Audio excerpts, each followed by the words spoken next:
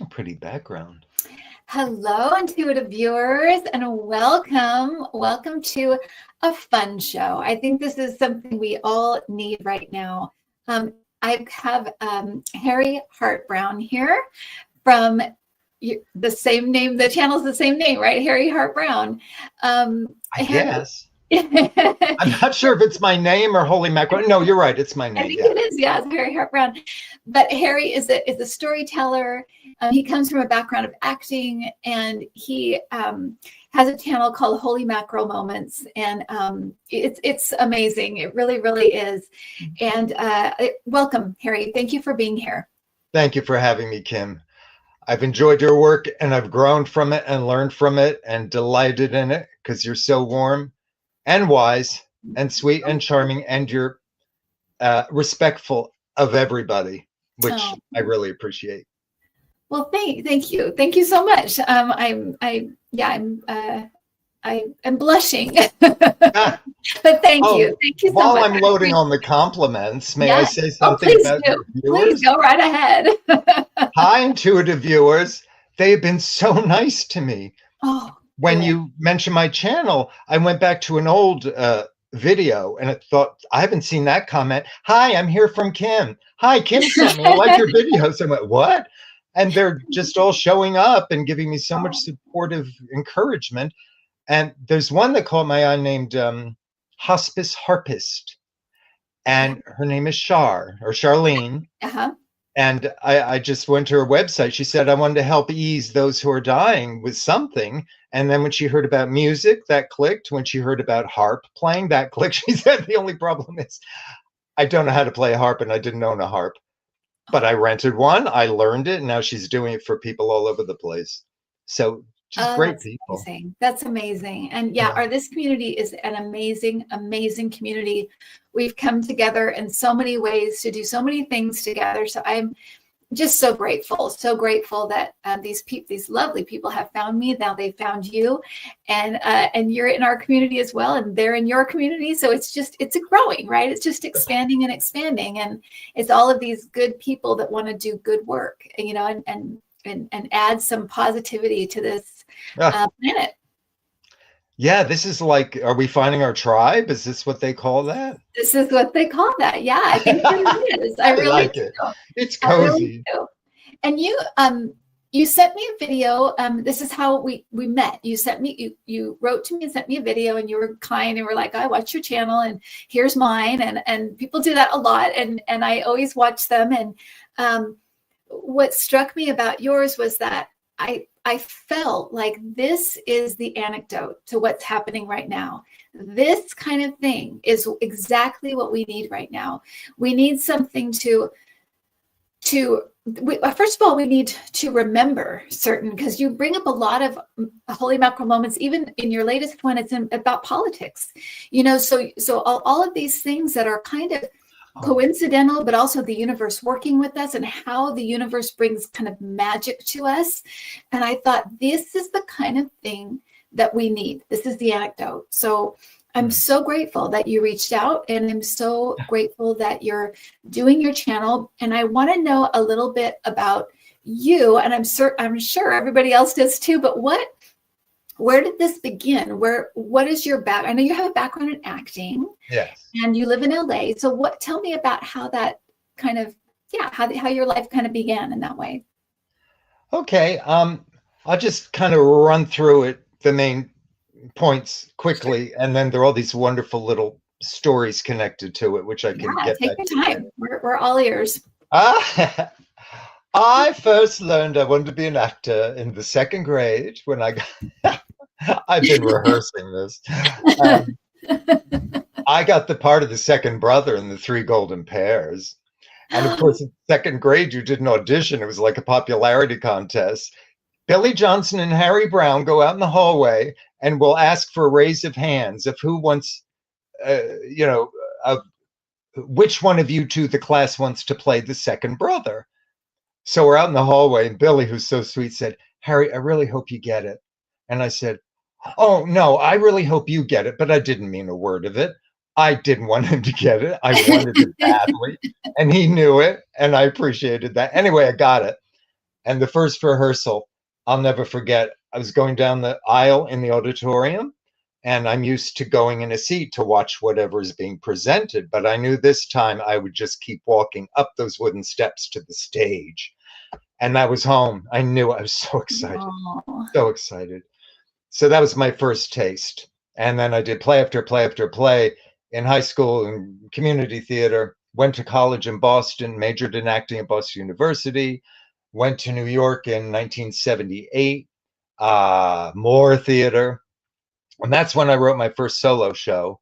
And a friend of mine said, "It's really good. You should go to LA." I said, "Okay." So I went to LA, and the show was well received. And I did all kinds of odd jobs. I got a few TV jobs, which was really exciting. But I realized I couldn't pay my bills on these sporadic little jobs. So I got stuck.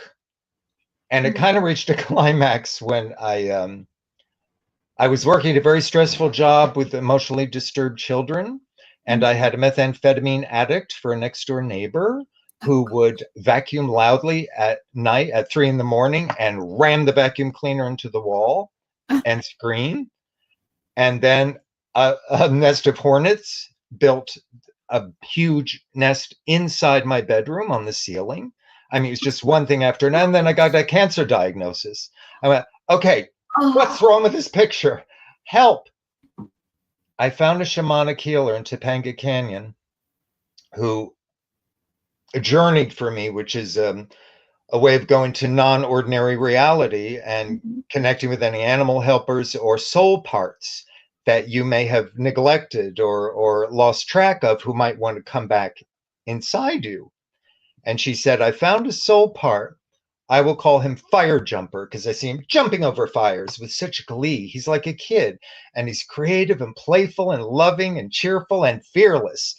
And he loves to play. And you have not been playing with him lately. He would love to play in a physical body again if you'd let him in."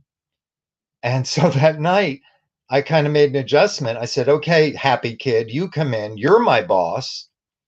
And my bully, my inner bully, who was just fear-based, go, "You should do this, and what if that happens?" And all that kind of thing. I said, "You're very good at being efficient, and you get things done, but you're so scared. So you go to the back seat, and I want to hear what the kid has to say." So the kid said, "I want to move to the pretty place where the healing lady is." So I moved to Topanga, found a place I could afford, and that's when really stuff started clicking. I got information to write a one-man show with a spiritual theme called Special Delivery, a 20-character one-man show about remembering the spirit while doing the earth gig. And I felt like I was getting information every morning. Go, "Oh, that's a good idea. That's good. That's good. That's good." So, and then to pay the bills, I got a job as a professional storyteller at school. So things are really looking up. And I toured the show at Unity churches and theaters a lot for a while. Then it kind of ran its course. Then I kept telling stories. And then in recent years, I've been doing a stage show called The Boy Who Saw True, which is the actual diary of a boy in 1885 England who is highly clairvoyant and doesn't know it. So he tells the grown-ups, "Oh, I love the little elves playing in the woods, and your aura is very pretty today. Your lights," he would call them. And so his sister would ridicule him and tell him he was nuts, and his parents scolded him for telling lies. And he saw, Uncle Willie, who'd been dead for 2 years.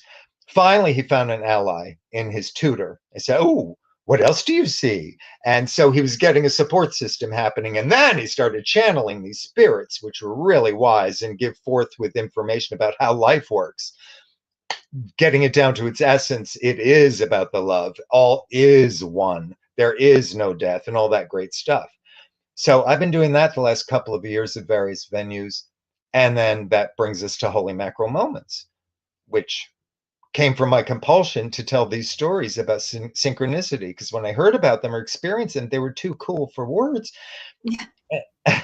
And the implication of how life works is enormous when you really think about it. How could the timing of this be that? Like, for example, one of my favorite ones is a girl who released a Little Mermaid balloon in California. It had a big picture of the Little Mermaid on it.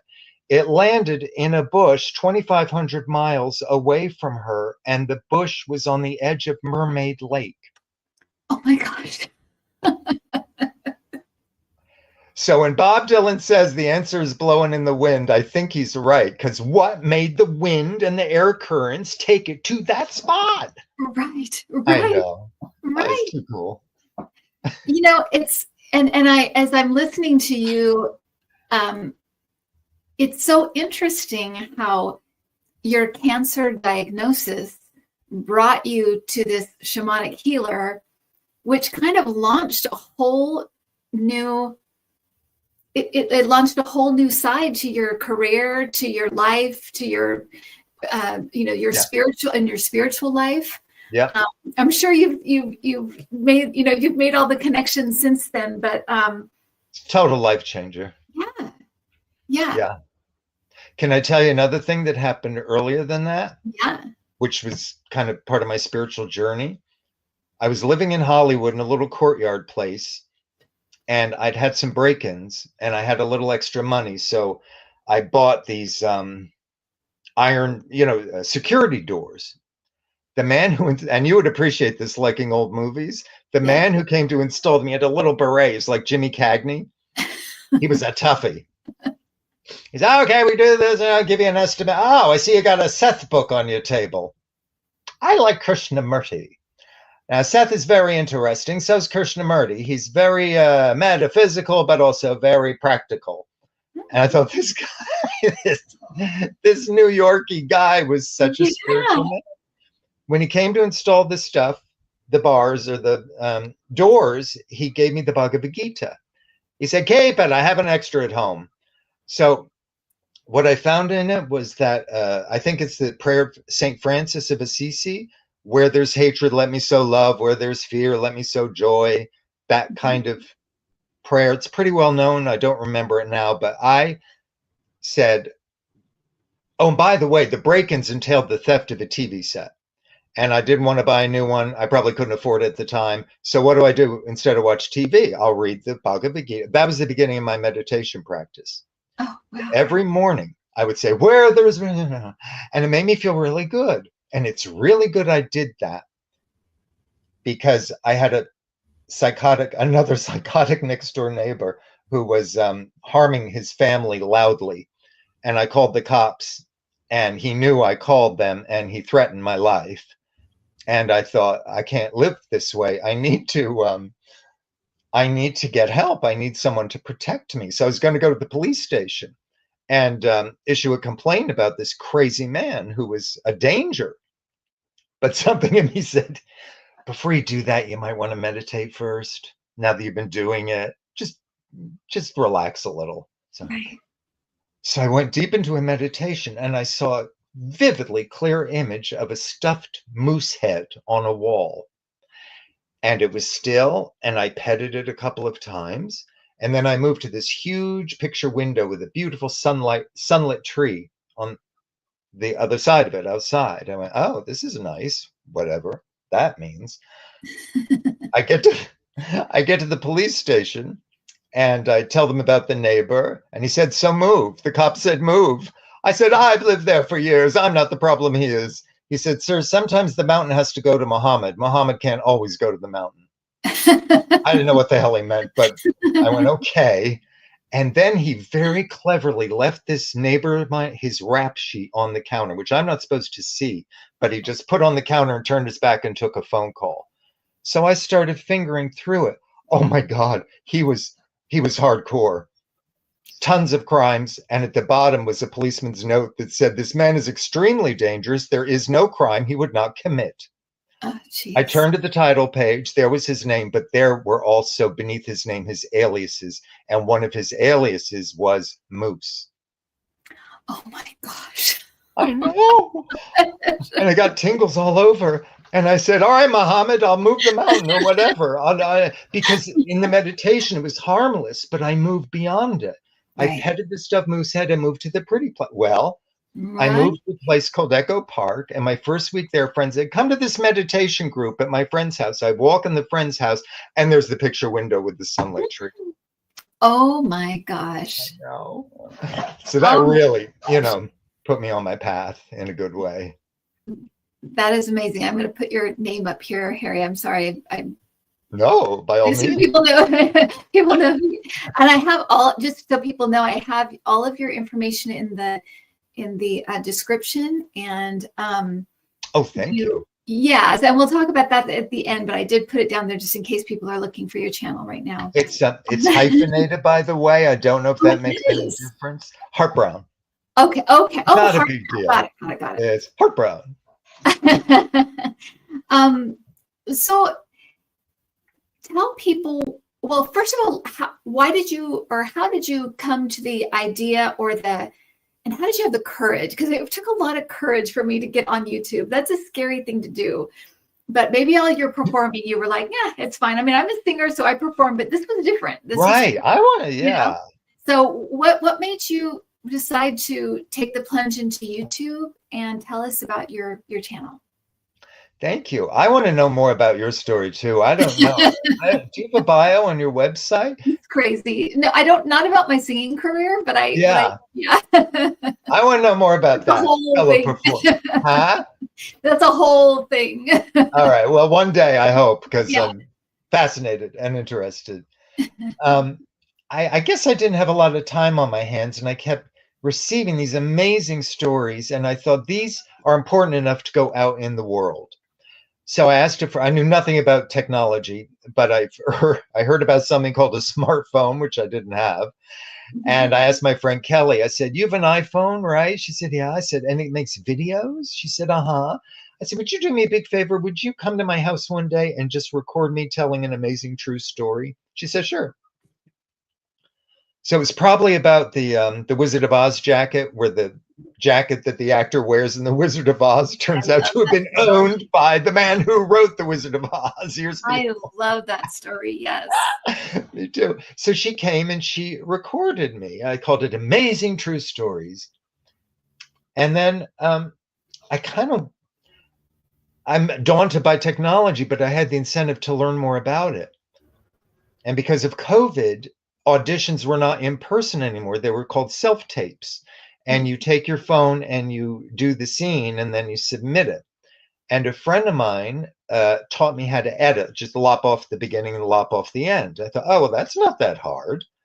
So once I learned that, I thought, wait a minute, if I know how to do this, I could record my own amazing true stories. And then I realized I could add pictures and video clips. And then I was like a kid in a candy store. I went, oh, this is fun. This is fun. This is fun. And so I connected on the phone with a dear friend's daughter who I hadn't spoken to in years. And we were catching up. She said, how have you been? I said, I'm doing this. I'm doing that. I'm doing these things, these videos, amazing true stories. And she said, oh, why don't you make it a thing? I said, what do you mean a thing? She said, well, really make it into something. Get a catchphrase, sell it, find a name that people resonate with, and you could do merch, and you could go on YouTube and have a whole series. I went, what? Oh, God. Oh, okay. So that was the beginning of it, because she was so encouraging, and we really need each other. When we give someone a kind word, it can totally change their lives, as you know.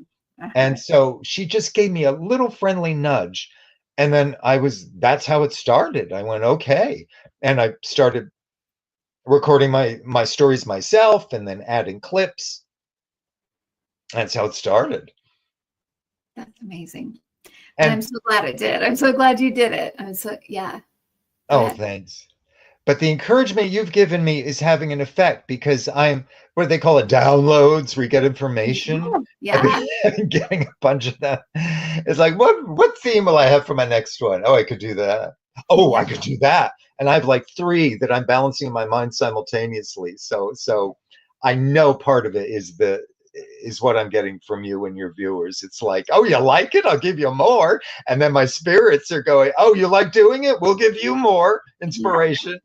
So it's That's great. exactly how it works, Harry. And it shows how in flow you are right now, right? It shows that you're in your purpose, you're in your flow, at least where the flow is now. And I think that as your story showed, it changes, it shifts, and it grows, it expands as you learn, and as your channel has grown, very, very, recently, even, having grown a bit, and yeah, that's how it is. It's just a continuation of just like expanding in all ways. Yeah. And I have a lot of friends. Sorry, I'm a little. I do the same thing. In fact, I do that every time I get on. This is what I do. I'm like, oh, okay. Oh, you too? Oh, good. Yeah. I'm rubbing my nose a lot today. Don't worry about it. Oh, good. Don't care. Yeah. One of the things I'm noticing with friends of mine is people are scared and freaked out about many things. And what I love about what you come forth with from your guides and probably just your own intuition is to remind ourselves we are all one. And if people are causing damage, it's because they are damaged, and we don't need to enable it, but we can certainly have compassion for it, and from a distance. And a thing I've employed in coping with the times is something I read in a book called The Inner World of Childhood, where a woman, the author, takes 3 extremes of what to do with a kid who fell down and scraped their knee. One is you go, oh my God, you poor thing. Oh no, that must hurt horribly. Oh, you're in so much pain. Oh no. The other extreme is suck it up. What are you, a wuss? That doesn't hurt. And of course, the medium, nice balanced way is, ooh, ouch, that must hurt badly. Well, let's try to make it feel better. And then that's what is the preferred approach. So when I see suffering in the world, I can easily get caught in it and torture myself, being an empath, and it's really hard to get out of. And then I realize I'm just adding to that angst-filled, fear-filled energy by staying there too long. I can certainly touch base, like, oh, ouch. But then for me and them, I think the best thing I can do is take a deep breath, and then focus on the light, fill myself up with it, and then beam it out to those who need it the most. And that's right. Yeah. No, I was just going to say that's exactly right, because we're all one of the recent messages that has come a few times, and they're kind of like repeat this, like people need to hear this again. People need to hear this again. That our life, from our perspective, is a whole world, and we're the director, we're the actor, we're the director, we're the producer of that world, and we can also use our world to touch other people's worlds, so it's a world in itself. And I think sometimes when you get so involved in somebody else's story and somebody else's world, when they're causing havoc or whatever they're doing, it really makes you feel diminished in your own world. And yet that's not it at all. You're the star. You're the right. You get to decide. You decide what your world is. Is it filled with gardening and your pets and your friends and your family, or is it full of watching the news and getting involved in their story, right, or their world, right? Yes, and I love your suggestion, which you repeated, I noticed in 2 recent videos.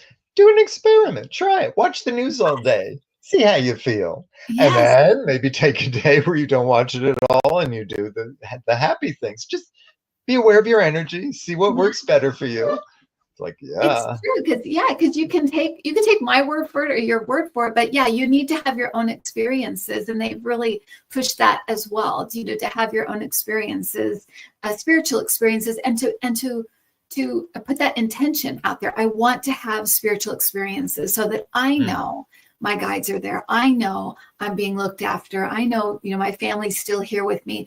It's really important, and especially now, because then you have something that is yours, your personal experience to lean on and know.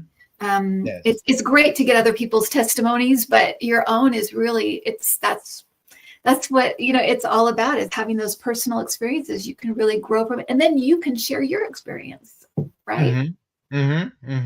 Harry, I want people to get involved in our conversation and share their holy mackerel moments. So can you tell people what the definition of a holy mackerel moment is, or kind of explain it a little bit? Damned if I know. I thought it was catchy. I just put it out there. No. Well, it's pretty vast what I would put under that category. It's when I gasp with delight at something in life. And for a large part, it is those amazing moments of synchronicity.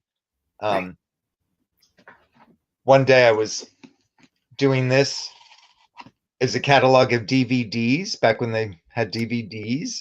Yeah. And for some reason, my thumb stopped here on this page, and I opened it, and my eye went to a little ad this big for a DVD of a movie called Save the Tiger, starring Jack Lemmon. At that moment, on the news, on TV, the announcer said, actress, animal activist Tippi Hedren is in New York today to save the tiger. And I heard those words as I was reading them at the same time. I thought, how the hell did that happen? God, how did you do it? You know, what made me...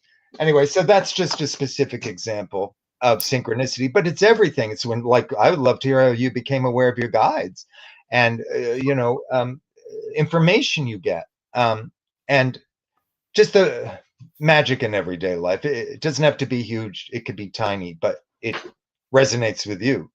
Well, yeah. And it's also those that it also, I think, is because you say holy mackerel moments, and I think it is partly being in the moment, right? Because you're catching it. You catch it as it happens. Yeah. Or you put the pieces together. And I think you have to be very alert and aware and awake to be able to have that, whoa, what just happened? And because I think it happens all the time. It's all around us. A lot of times we're just up here and we're not out here, right? Yes, with the open, pure heart of a child, you can be more open to it instead of kind of the jaded, that was weird, and then you move on. It's like, yeah, but it was weird in a cool way, don't you think? Exactly. There's something bigger going on here. You know, there's something bigger happening. Well, there's one. So I'll share a holy mackerel moment. It's just, it's an old one I always go back to just because it's really weird. And this was way back when I was engaged actually to be married, and I was working as a bridal consultant, and I was worked in one. It's like a big bridal store, and where you could do everything. You could it's like a one-stop shop. And wow. I didn't work with the brides, but I worked with the party and the men and that, that side of the wedding.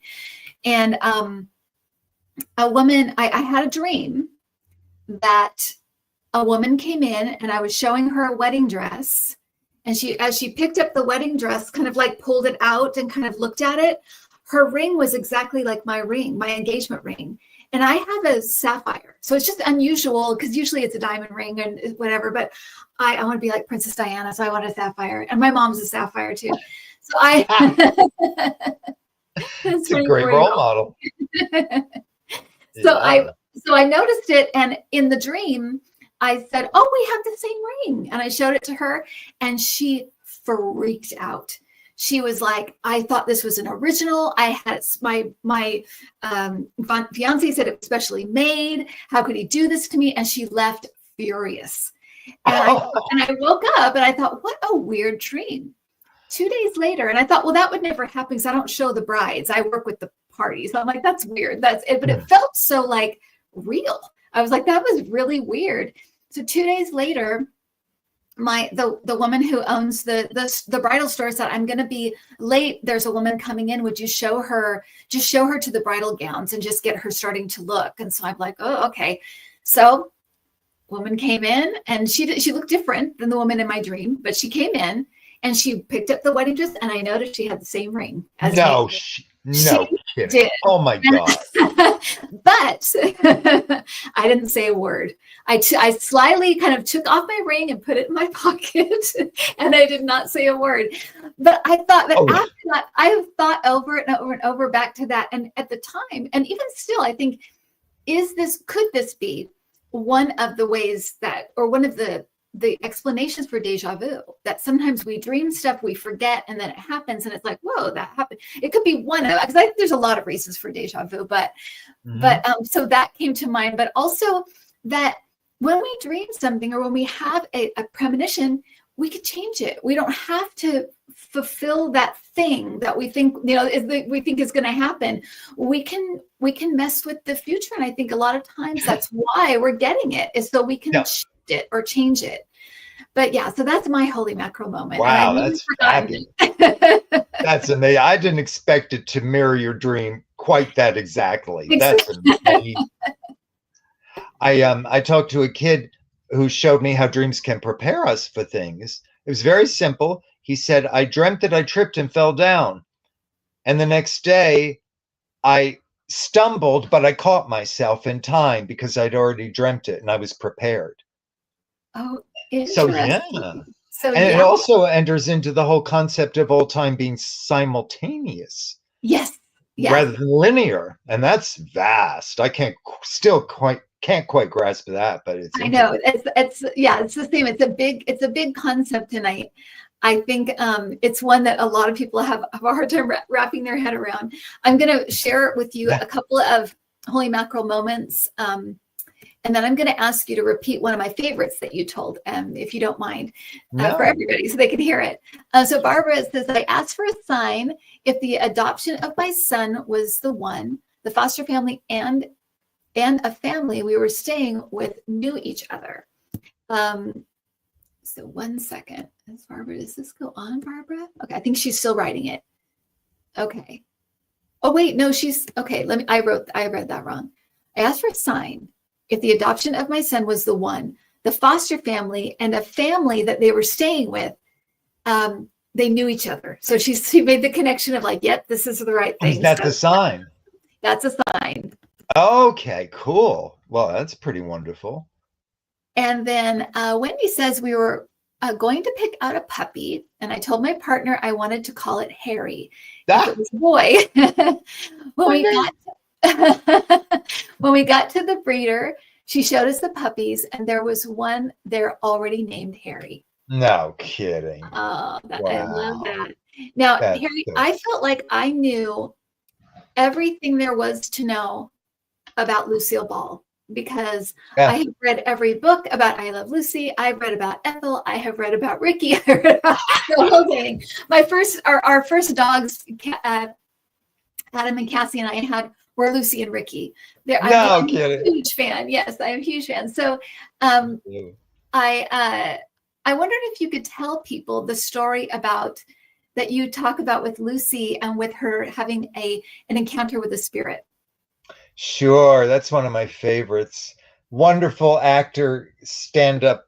He's a comic actor and a storyteller. Pardon me. Taylor Negron did this for Moth, which is a storytelling series, and I happened to catch it on Moth, yeah. Yeah. I happened to catch it on YouTube, and I was just aghast at this tale he told from Lucy herself. She'd been an acting teacher in her later years in Hollywood, and he was part of her class. And she and Ricky were forming the I Love Lucy show. It had been a radio show with another actor, and she said, no, well, if I do it for TV, Desi has got to be the one to play my husband. And the powers that be said, yeah, but he's Cuban, and I don't think America would go for that mixed race kind of marriage. And she went, good God. So she and Desi went on a tour of the United States, like a burlesque show. They do comedy sketches and showing people that the chemistry they had and the jokes that could be had with the language difference of Ricky's dialect, it could be fodder for humor. And they got rave reviews, and they came back to CBS in Hollywood and said, people love it. They buy Ricky as my husband. So come on, give us a shot. I said, okay, but we're not going to cough up for the insurance. By law, that show had to be insured, and it was pricey. I said, if you want a shot, you got to pay for the insurance. And she said to Desi, how come we don't have the money? The only thing we could do is to take a second mortgage out on our home. And if the show is not a success, we lose our home. And I go back to Jamestown, and Hollywood's a memory. So they were really struggling with this for days. They had to make up their mind pretty soon. And she was so scared to say, yes, we'll pay for it, and put her whole home on the line. It was such a gamble. One night, Carole Lombard walked into her bedroom. Carole Lombard was a huge star married to Clark Gable. Back in the day, she knew Lucy from their days as movie actresses at MGM, and they loved each other. Carole was kind of like a big sister to Lucy.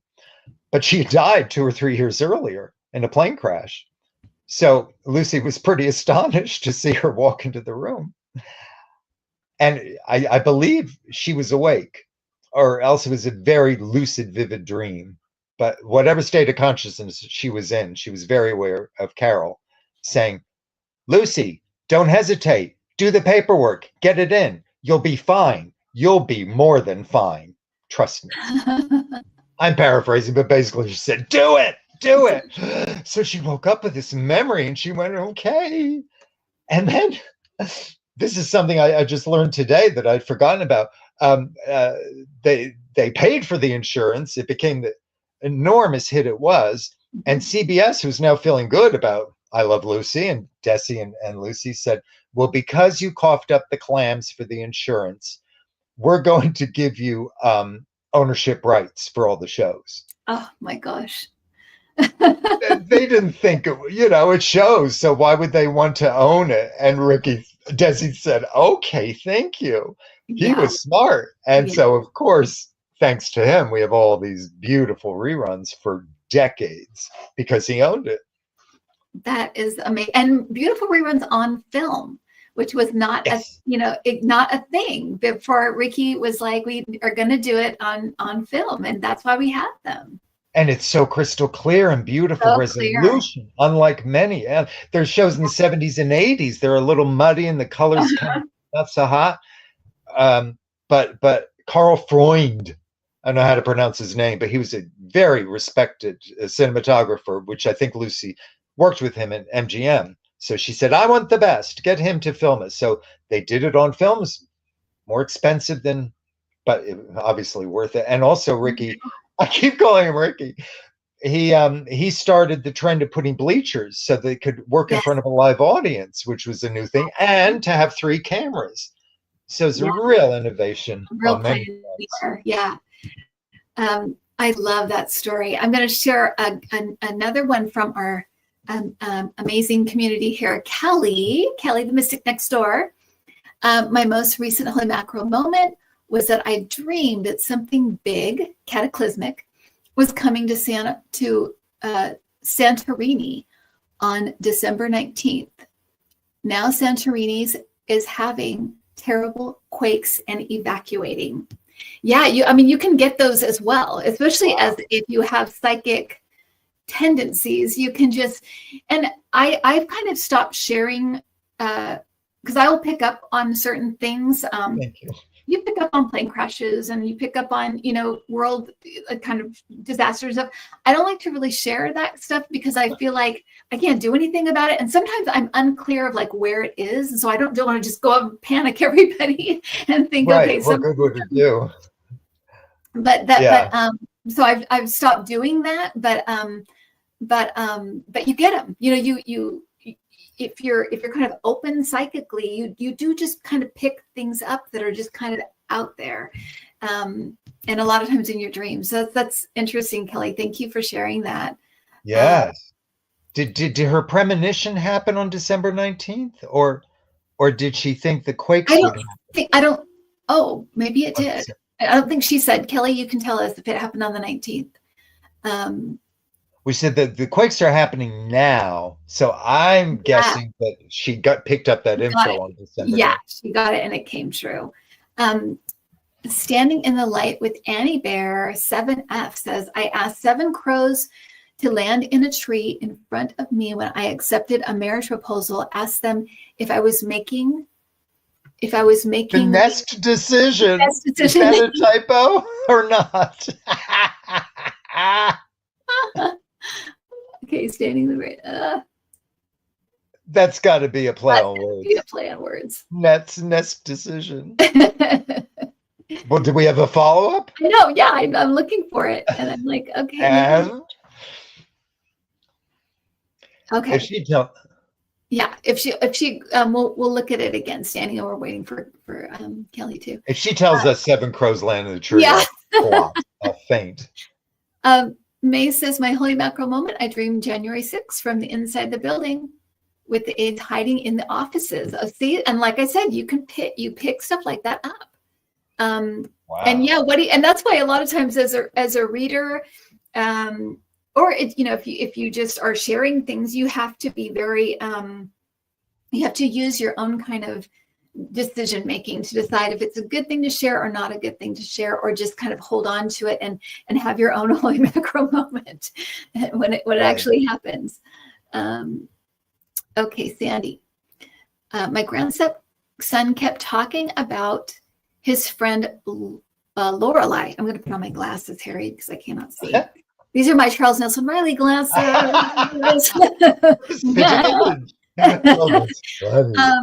My grandson kept talking about his friend Lorelei.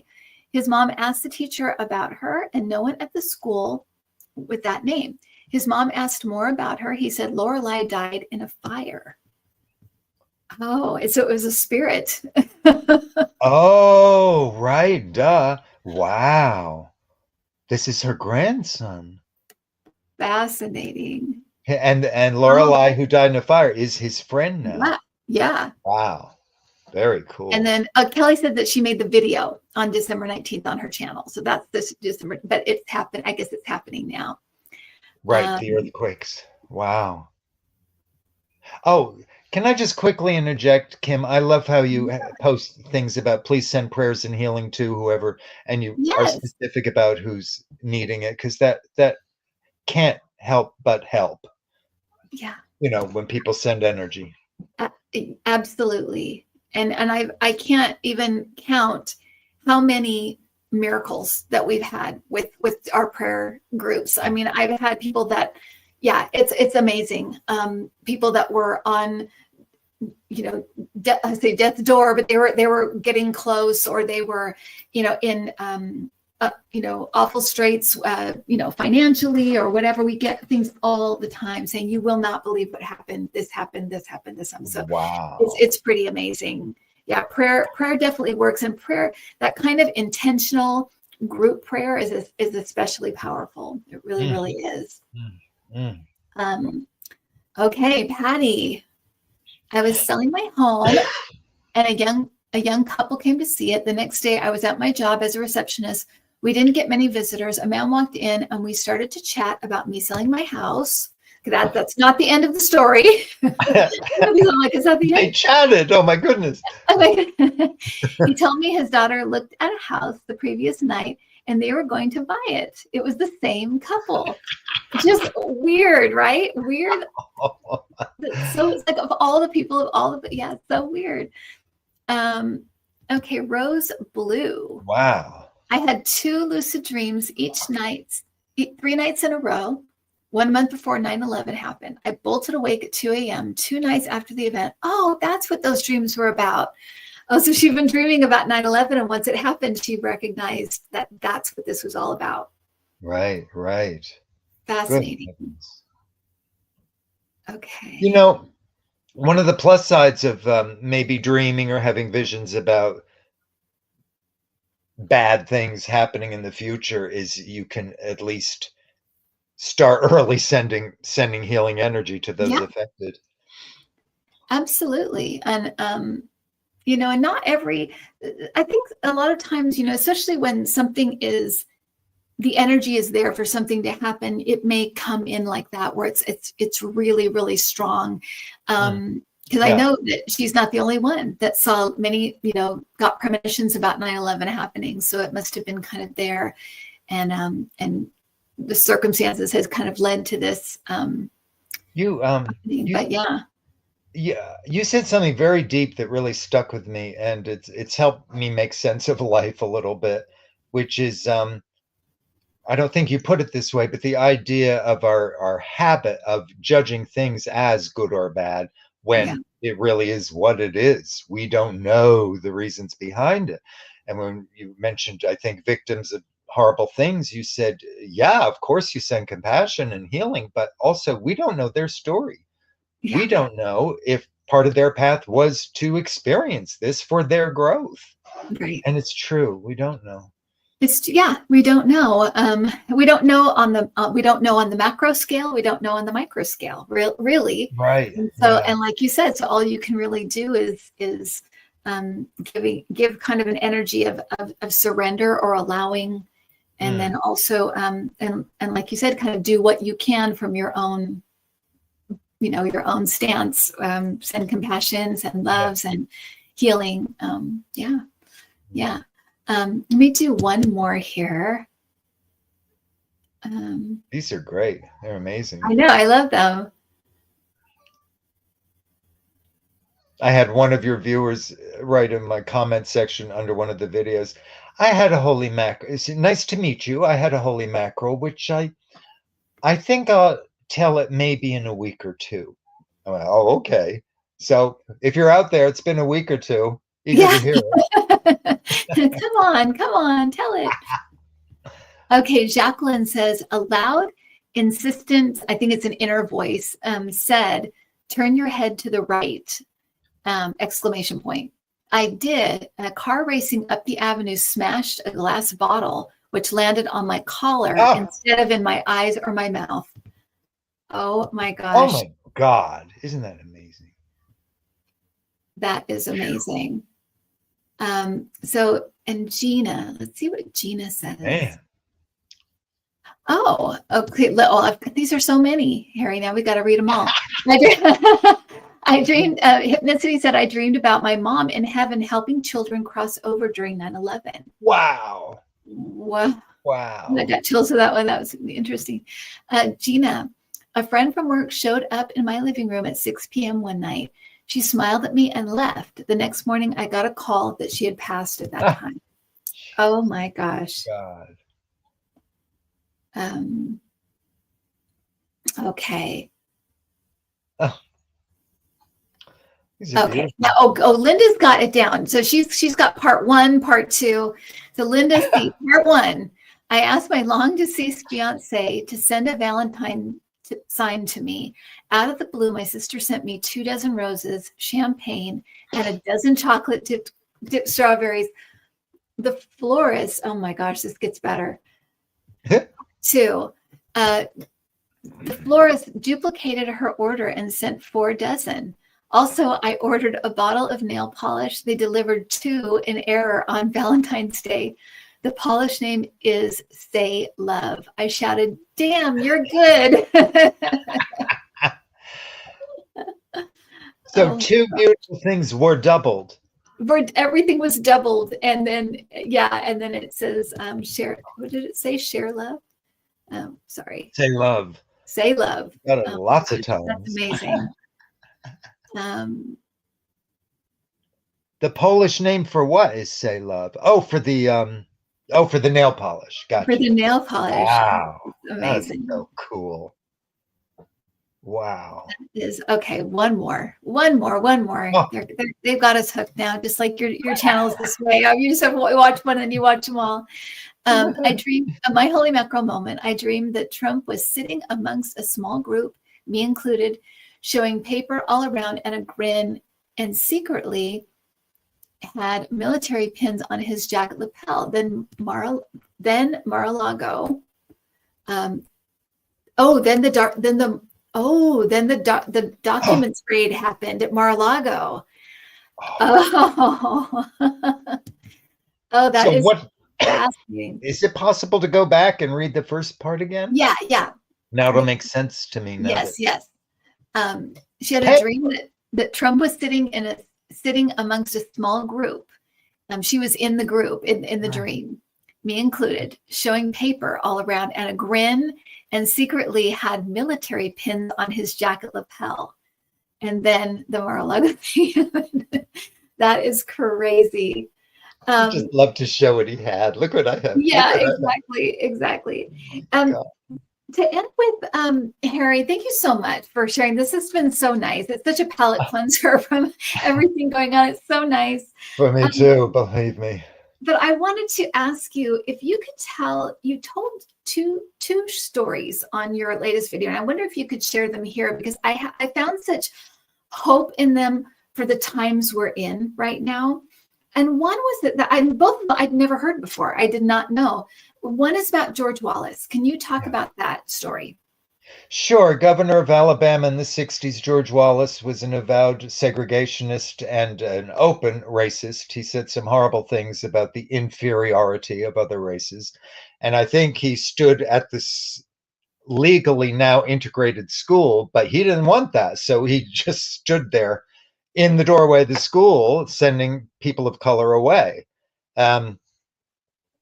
He was shot, and I didn't put this in the video, but he was paralyzed in a wheelchair in the later part of his life from the shooting. And perhaps that triggered a little introspection on his part. Whatever triggered it or caused it, he did some soul searching, because years later, he gave a public apology. He actually said, "I was wrong." And he apologized and asked Black Americans to forgive him. And then there's this, I'm choking up, this gorgeous photograph of him, almost like a baby, being held in this motherly Black woman's arms, like she's comforting him. And he's just, he's just soaking up the love, and she's giving it. And it's very sweet. That is, I love that story, and I'm sure not everybody is ready to forgive George Wallace or whatever they want, wherever they are with this. But when I thought about that, I thought about, there are people that we don't really know kind of how they grew up, what they grew up with, how they were treated, what their own personal histories have been, and how they've come to their own views of the world.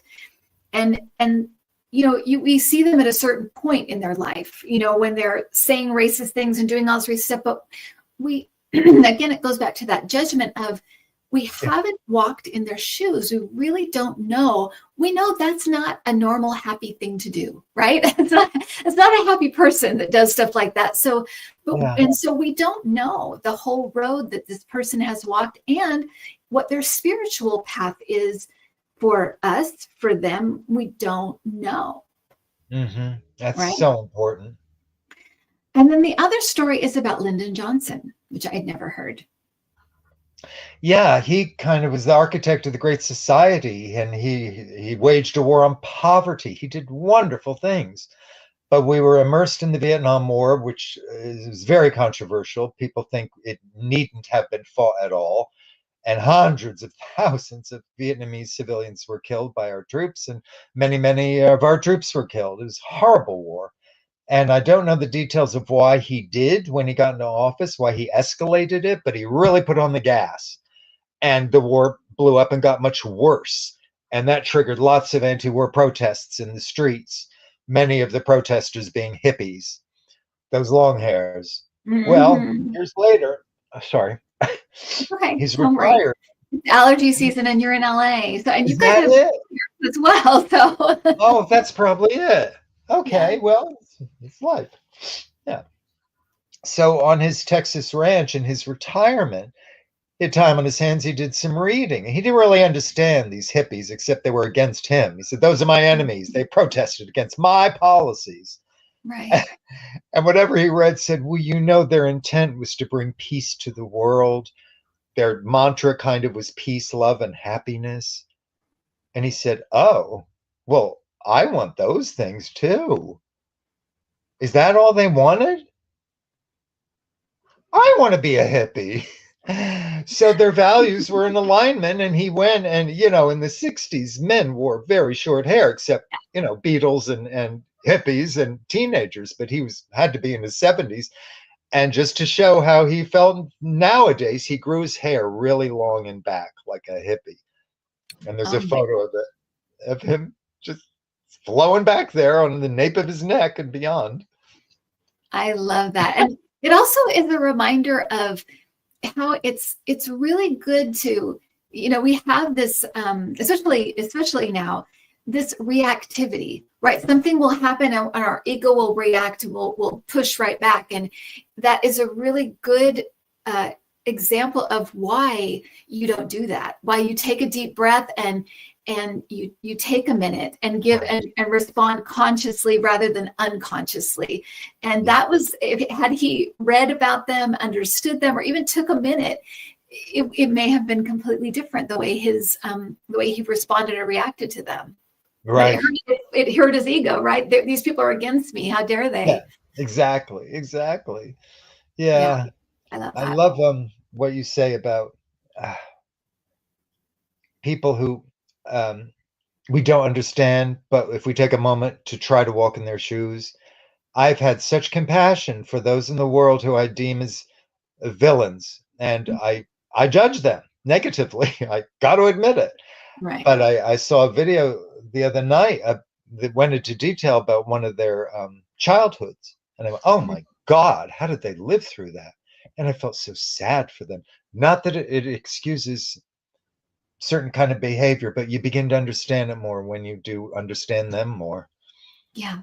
Well, and because they're just people, right? They're just people. We give them these big titles and and they are just people. They're and we're all we all have our own story, our own history. We're all have our own issues and problems. Some bigger than some people's are bigger than others, and it's all out there for the world to see. But yeah, they're just people. And my daughter has a channel. Oh, I think I sent you a video of hers, but her channel is all true crime, and she does a ton of research for her videos. And she said she has not come across one case yet where at some point in the perpetrator or the murderer's life where it couldn't have been turned around. That every single one had these opportunities after opportunity after opportunity where things could have turned around, whether it was a teacher or a counselor or something could have happened that could have changed the outcome. We think of these things as inevitable, but they really aren't. They could have been stopped. They could have been helped. There's people, right? There's people and people have breaking points, and people have mental illness and problems and histories. And we just don't know. Her videos are wonderful. What's that? Her videos are wonderful, not only because of the research, but because she has that attitude of compassion about the people she's talking about. She really does. And I know that I know that, and I tell her this all the time, that the way she sees this is it's new.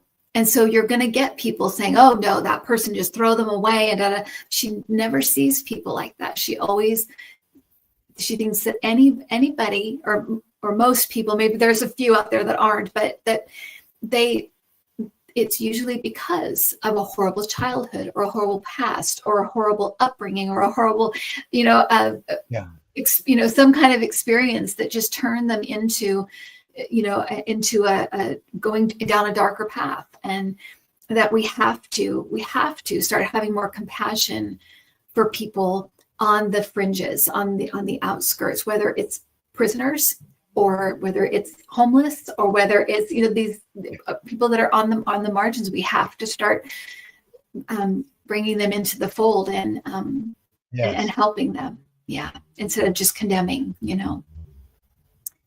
Thank you so much, Harry, for being on. I think, like I said, I really encourage people to go and support your channel and watch the videos and have some fun and see the magic in just the little moments in life that, if we're paying attention, they're there.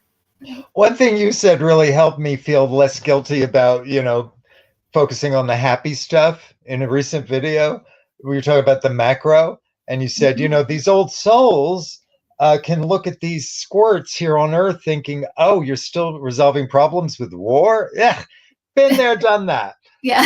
Let's build the world we want, the positive energy." And so it's not so heart pulling if you can do, like Native Americans said, detachment is important sometimes. Yeah. Because you say, "Oh, they're living that out because they will learn in their time of what works best for them. But right now they're into the fight. Fine. I'm into the lovingness, whatever. That's where they are. And it doesn't mean that we can't support each other, come to each other's aid, come to help each other. That's what we're here to do. So we're gonna focus on that, right? Being the helpers, basically, being the helpers. Harry, where can what's coming up next on your channel, and also talk about too where some of if they want to donate to your channel, part of it goes to a wildlife center, right? Yes, it's called the Nature of Wild Works. It's in Coors Gold, California. The woman who runs it, Molly Hogan, used to live in Topanga, and we became friends. And she's just, she's like Mother Teresa. I mean, she worked at the LA Zoo, and these 2 mountain lions who she loved, who she bottle fed, suddenly lost funding for their little show that they did at the zoo. And she said, well, where are they going to go? And the zoo official said, we don't know. And she went, well, I'm not just going to abandon them. So she took them to her home, and that was the beginning. She got all the zoning stuff worked out, and now she takes care of many, many, many animals of all kinds of species. So, and they're non-releasable. They wouldn't have a place to go were it not for her and her staff for various reasons. And she's just a love bug. So yes, 10% of any donations will go to her organization for the animals. Love that. So I have in the description. So everyone, I have Harry's channel, his website, and also where you can donate if you want to donate to Harry's channel and the Wildlife Refuge. So thank you so much. Thank you, everyone. Have a great Sunday. Thank you, Harry, for joining me, and we'll talk to you next week. All right. Bye. Thank you, Kim, very much.